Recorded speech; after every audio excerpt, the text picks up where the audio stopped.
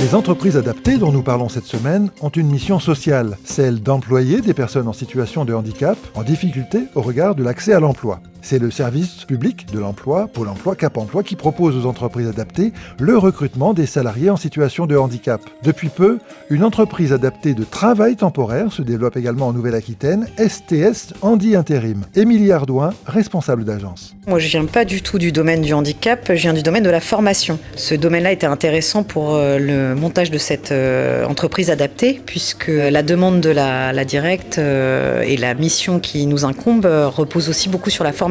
On a l'obligation, au-delà de la reconnaissance de travailleurs handicapés, d'avoir une prescription. Donc, c'est-à-dire que les candidats qui vont venir chez nous doivent être prescrits par le service public de l'emploi, Cap emploi, Pôle emploi et les missions locales. Donc c'est un lien très fort et quotidien qui fait que nous travaillons tous ensemble dans l'objectif de l'insertion durable des travailleurs en situation de handicap. Et donc on est un maillon de la chaîne en plus de ces prescripteurs. Pour rappel, chaque entreprise de plus de 20 salariés doit avoir 6% de sa masse salariale en travailleurs en situation de handicap.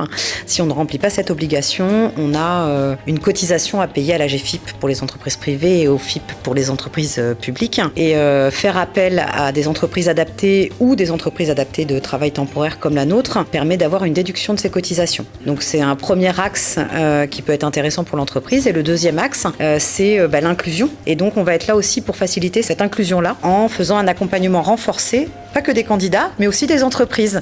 On va beaucoup se déplacer en amont, on fait des analyses de poste, on fait des propositions de candidature. L'idée étant une insertion durable. Donc si ça peut déboucher à la fin sur un CDD ou un CDI, on aura tout gagné.